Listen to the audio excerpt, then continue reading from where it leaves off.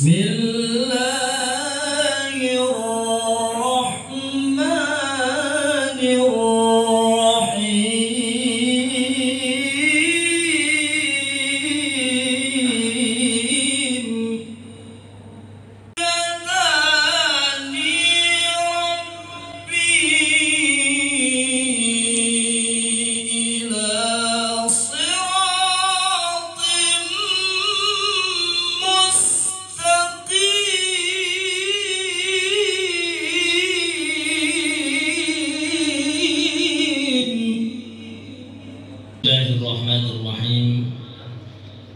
Alhamdulillahirabbil alamin wassalatu wassalamu ala asyrafil anbiya'i wal mursalin. Tuan Guru, Bapak Ketua Majelis Ulama Indonesia Provinsi Nusa Tenggara Barat yang kami hormati, Kevin sebagai staf ahli, staf khusus Bapak Menteri Agama, kemudian Pak Sasmen dan teman-teman dari Jakarta yang hadir yang saya hormati, tokoh-tokoh agama. Melati kuntum tubuh melata, saya merebah di pohon cemara.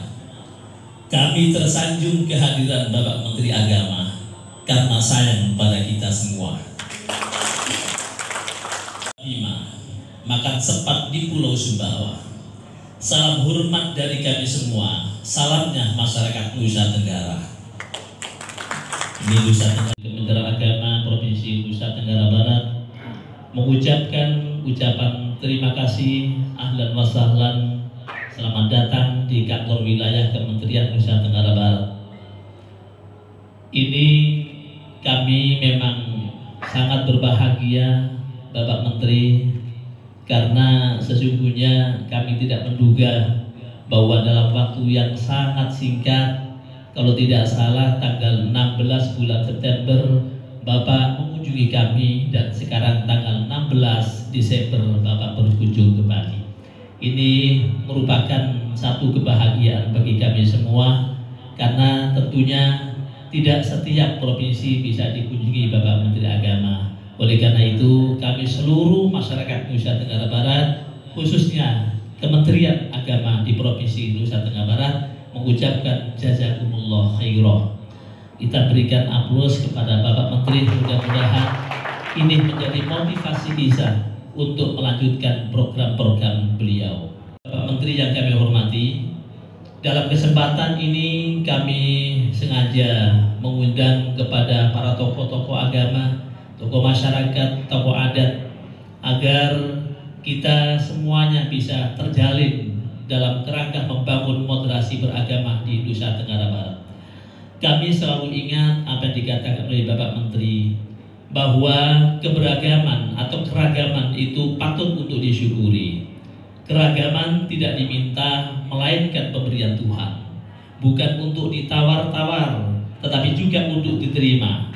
Di tengah keberagaman, alhamdulillah Indonesia masih berdiri dengan kokoh dan bersatu terus bergerak maju, mengejar negara-negara maju yang lainnya di dunia ini untuk merawat Indonesia menuju masa depan yang lebih maju. Inilah kita harapkan.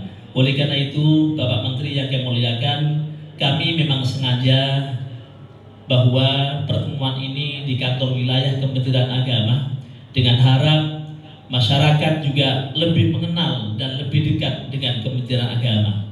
Tidak hanya sekedar tahu bangunan Kementerian Agama, tetapi Kementerian Agama adalah menjadi bagian dari masyarakat Nusa Tenggara Barat. Diberikan Bapak Gubernur, Pak Menteri. Jadi kemarin kami sudah menyampaikan kepada Pak Gub, dan beliau juga sudah menyampaikan kepada Kepala Dinas, dan kemarin kami sudah sampaikan kepada Gub, kepada beliau-beliau, dan alhamdulillah sudah dibuatkan suratnya, katanya akan ditandatangani Bapak Gubernur. Jadi hibah tanah yang ada di Narmada mudah-mudahan nanti secepatnya ditandatangani Pak Gubernur.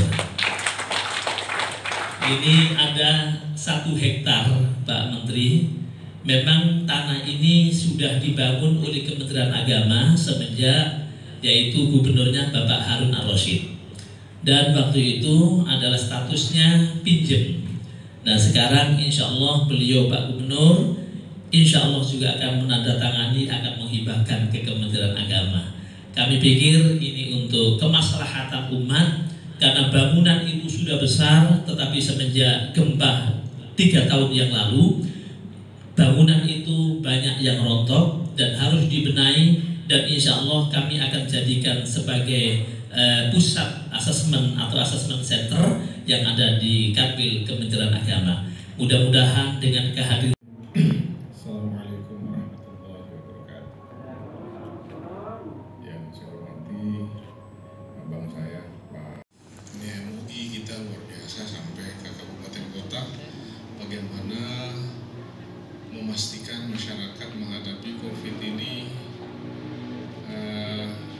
tanpa mengalami kegaduhan luar biasa. Coba bayangkan awal-awal Pak Dirjen, orang yang biasanya softnya harus rapat sekarang harus jaga jarak. Orang biasanya harus berjabat tangan, jadi ada. Jadi tidak mudah. Tapi karena kesabaran Bapak, Ibu-ibu, saya kenal Pak Menteri Agama ini sudah sangat lama. Ya. Beliau mungkin jarang mengutip ayat panjang-panjang. Tapi yang saya pelajari dari beliau sejak dulu, beliau ini orang yang jujur dan lurus. Orang pengalaman saya di Jakarta jadi anggota DPR, berhadapan sama orang jujur itu rada-rada berat kalau kita banyak akal. Dan alhamdulillah dalam kepemimpinan cukup singkat itu terasa mulai ada perubahan. Waktu kami kecil Pak Menteri Agama, eselon 3, eselon 4 Kementerian Agama itu beda dengan eselon 3, eselon 4 dinas yang lain. Karena bukan hanya dia pemimpin formal, tapi juga pemimpin masyarakat yang tutur katanya kerap kadang-kala melebihi pemimpin politik yang ada di sebuah daerah dan lain sebagainya. Nah, karena berbagai hal, satu saat di mana jadi kanwil, jadi kepala kantor di kabupaten kota itu sangat politis. Nuansa spiritualitasnya hilang, ketokohannya hilang, dan alhamdulillah di bawah kepemimpinan Jenderal Fahru Razi ini mudah-mudahan arwah itu dikembalikan. Siapa yang jadi pimpinan Kanwil Departemen Agama yang ada di provinsi atau di kabupaten kota, mereka yang betul-betul menjadi panutan, tutur katanya didengar masyarakat, sehingga kalau dia menoleh ke kanan, masyarakat ikut menoleh ke kanan. Nah, karena itu terima kasih Pak Menteri, mudah-mudahan sering-sering berkunjung ke Nusa Tenggara Barat. Kalau Bapak tiap bulan rajin berkunjung ke sini. Alhamdulillahirabbil assalatu wassalamu ala sayyidina Muhammadin wa ala alihi wa sahbihi ajma'in. Amma ba'du. Selamat siang dan salam sejahtera Bapak Haji Zulkifli Mansyah. Ya pasti orang oleh kanan, kena lihat Pak Gubernur oleh kanan pasti semua ikut, bukan karena ikut galbanya. Jadi terima kasih Pak Gub, beliau sangat perhatian sangat tinggi pada pembangunan di bidang agama, ya.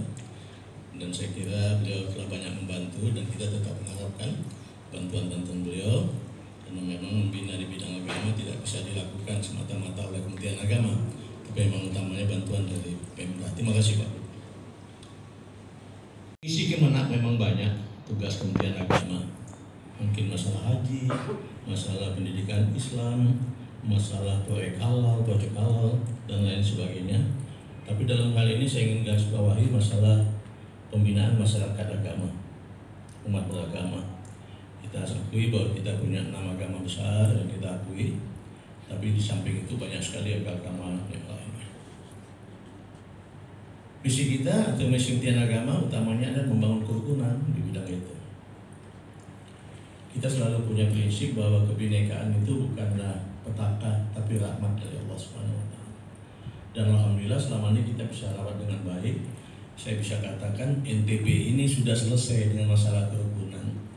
Tinggal bagaimana mengkampanyekan atau menyebarluaskan makna kerukunan itu ke tempat lain. Dalam banyak ceramah saya atau tausiah saya di banyak tempat di masjid pun, acap kali saya angkat apa yang ada di NTB. Salah satu contoh saya bilang, mungkin teman-teman belum tahu, saya bilang itu bank NTB Syariah yang bagus itu, yang cukup maju, ternyata sebagian cukup besar pegawainya adalah non-muslim. Ada yang Hindu dan agama-agama lain. menunjukkan syariah itu adalah memang sebuah sistem yang diangkat oleh umat Islam, tapi tidak berarti hanya untuk orang Islam, untuk siapapun yang